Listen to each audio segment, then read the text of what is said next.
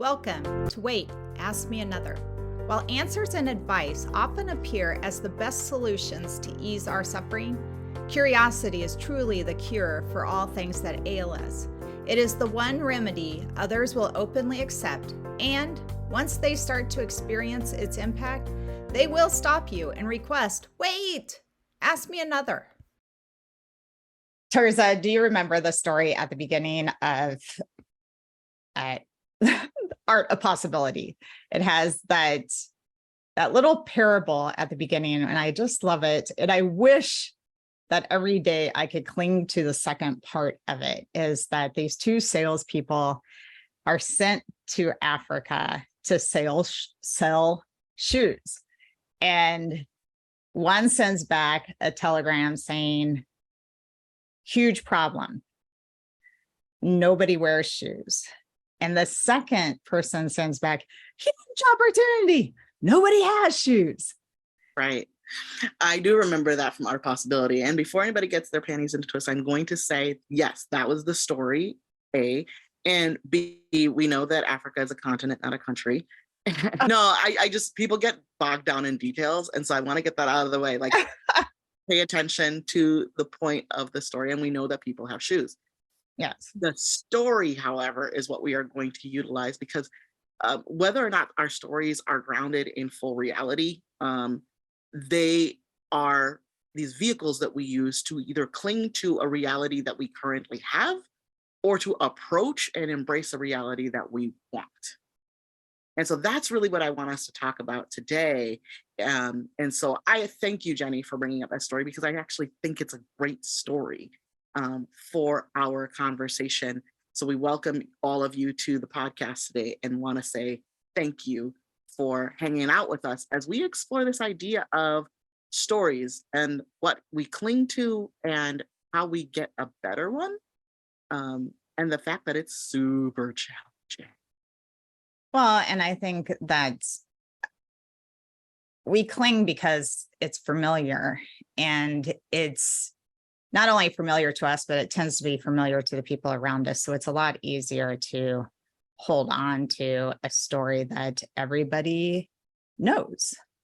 Mm-hmm. And this is how we operate inside of it. And sadly, when we let go of that story is usually when there's a major breakdown. Yeah. I'm going to counter your story with another story, Jenny, because I love what you said just now about it's one where everybody knows the rules. And so have you heard this one before? It's like there's the woman, and she's going to cook a like a brisket in the oven, and she cuts the end off of the butt and she sticks it in the oven. She sticks it in the pan. Her husband's like, "Why do you do that? Why do you always cut the end off?" And she's like, "Oh, I don't know. My mom always did it." And so she calls up her sister. She says, "Why do we do this?" So her sister does the same thing. "Why do we always cut the end off?" She's like, "Oh, I don't know. Let me call mom and find out." So they call their mother and find out. And she says, "Oh, I don't know why you did it. I did it because my pan was too short." Right? So the evidences might not even, they might be erroneous, but we all share it, right? We all share an understanding. And so we do the same thing because that's the way we've done it. And so we tell ourselves that that's a tradition. Like, what did those two women have to tell themselves? Oh, that's a tradition. That's the way you do it. It just is what it is, right? And we say all those types of things. These are the ways we've embellished the story, and they might not even be accurate. Yeah. And how often do we just not check it out? We're not that curious. It's so And true. then we confine ourselves to this knowing, and I'll use that word loosely, but well, I really want this over here, but this is how it is for me.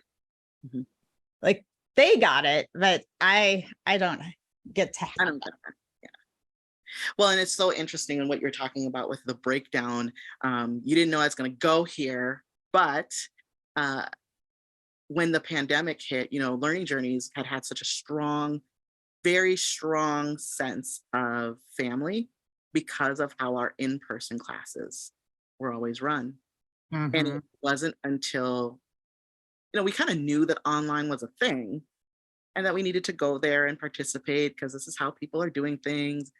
Um, but the pandemic really forced a breakdown. We were like, what are we going to do? Oh, yeah.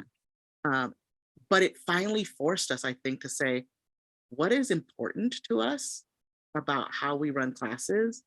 And we said we want it to be intimate. We want people to get to know us. But it made us look at what was just our regular pattern as opposed to what was really important so that we could create that same sense online for people of having a space to really be curious, open, and authentic. And so when I think about that, I just think, gosh, without that breakdown, there's no way we could be where we are today. Well, and I always think of it as, in a visual sense, getting knocked down. When you Mhm. get knocked to the ground and you are down there versus where you usually stand, you have a different perspective. You have a different view of things. And it felt like when that happened, that we were knocked to the ground. Everything that we clung to, that we were proud of, couldn't be produced exactly the same way. And so we had to figure out, what do we let go of so that we can hold on to what is truly important to us. And we couldn't see it from our usual height, so to speak. Yeah. For you, what was the story that emerged? Because I use the word emerged purposefully. It's not necessarily that you see it right away, but as you're in that knocked down state, what was the story that emerged that was just like, okay, this is what I want to cling to, as opposed to clinging to the idea that in person is the only way to do this? Well, I'll answer that, and then I have to answer what I had to do that. Okay. Is that in the first part I had to keep pivoting back to is that what's more important, what's worth fighting for. And I think that the world that we work in, of helping people help others reach their potential, if we weren't willing to sit in the mess and sort through that and keep asking, there's something else better here. There's something we can create inside of this that I think we would have eventually had to shut our doors. Mhm. And I had to cling to that we are to prevail and we will figure this out. I think gratefully, and that I had all of you alongside and we were all trying to figure this out together. And I think what helped us get through that is each one of us in our own way had to admit and admit it over and over again that while we were experts in this field, we are now beginners. Oof, that hurt. And yes, and we had to ask our students for help. Yes, I remember that because we had a few times where we're just like, we tried this, that did not work. Anybody know of a way to do it better? And they constantly came back. And when you think about it, how do we move from nobody wears shoes to nobody has shoes? That to see the possibility is you also have to sit in the vulnerability. Is what can I be vulnerable about that it isn't going to diminish us, but is going to elevate us? It's so interesting that you're talking about how we were doing that together as a group, because we're not acontextual people. Like, we move with people through the world, whether it's family, whether it's friends, whatever the situation is. But each of us had to do that individually, because in that exact same time, the story that I was clinging to was I come from a world where, before joining up with Learning Journeys crew, right? Mistakes were not acceptable. And so I was coming from a place of, I can't ask for help. I actually had an acronym for it. I used to say, I just need to FOQTM, freak out quietly to myself, right? Like, somebody's put effort into it when they have an acronym, people. Yes. Yes. Um, Impressive. Thank you. And so all of a sudden, like, that wasn't an option. Like, there was just no way that me as a professional or as a person in general was going to be able to make it through freaking out quietly to myself. I had to ask for help. I had to be willing to say, like, I don't exactly know how we're doing this, but if you've got any thoughts or ideas, come on along. So for me as an individual, that was my limiting story, right? Was nobody's going to help you. And everybody will see that you're not as good as you say you are if you show that you don't know what you're doing. And I had to change that story to, people want to help me. People want to come alongside me. They see what I'm doing, they see who I am, they see what I'm up to, and they want to encourage it and be helpful and be joyous. I have had so much more happiness on this side of this story than I had on the other, but I upheld that other story for decades. So, yes. And I think, in coaching, but also I think in the world, is we tend to go to, let's pick all the flowery possibilities and sit in this woo-woo wonderland, so to speak. Yet something that you said there of, I had to ask for help. It went against the rules that I had established of what could be. I kind of think sometimes we have to sit in what's a worse choice to get us out of limiting beliefs, is that I can choose that people won't be around to help me, that we are going to look like idiots, that we are going to fail at this. And ultimately it's going to be that LJ does not exist. And we went down with the ship. Or I can choose another story that is uncomfortable, is that people, I'm going to have to ask for help. I'm going to perhaps look weak at places, perhaps not look like the expert, right? That these, while they don't sound compelling or like rainbows and sunshine, that's not as painful as going down with the ship. Right. And so I'm willing for the sake of the better story, I'm willing to kind of slog through what that is, because I have something on the other side. And I know that if I'm going to experience, it's like choose your pain. If I'm going to experience pain in some way, what do I want out of the end of this? Do I want to like have the pain of watching my ship go down, or like at the end we might have some bumps and bruises, but this victorious story gets to be lived out. Exactly. Yeah. So, Jenny, I like to pontificate. So, but the listeners and viewers do not. So I am going to ask permission for y'all to allow me my 60-second TED Talk. Here's my 60-second TED Talk. All that Jenny just mentioned, this work of walking through the beliefs and deciding like, what is the story that I want to experience? That is the work of mindset coaching, right? I hear it all the time.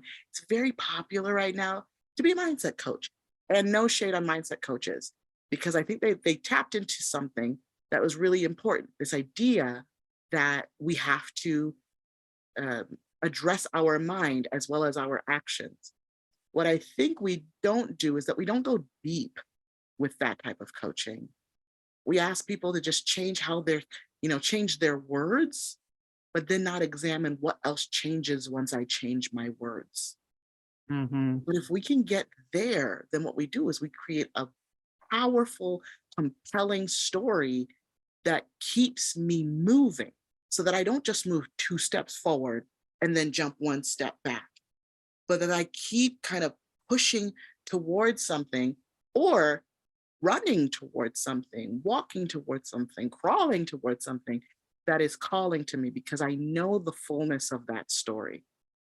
And I've examined the other one and said, you know what? You're not it. There's nothing there for me to go back to. And I'm willing to take a chance. I'm willing to work toward this new story. In many ways, it has kind of a spiritual component because it is a sense of calling, right? But we have to look at what's underneath that. We cannot just say the words. And the example that I use is that for myself, 3.5 years of calling myself an entrepreneur, calling myself a coach, but I didn't examine what was underneath that. And so what I realized after 3.5 years is I was still on the struggle bus. Struggle bus sucked. I didn't want to be there, right? And it kept looping back on itself with this idea of what if this fails? What if this fails? What if this fails? It took 3.5 years of looking at, do I want that story that I did this and somehow I wasn't enough and I didn't, that am I going to accept the idea of failure? And what happened for me was I said, no, I will always accept the idea of learning, but I will not accept the idea of failure. And when that shifted, all of a sudden that opened me up to success. I am a successful coach. I am a successful entrepreneur.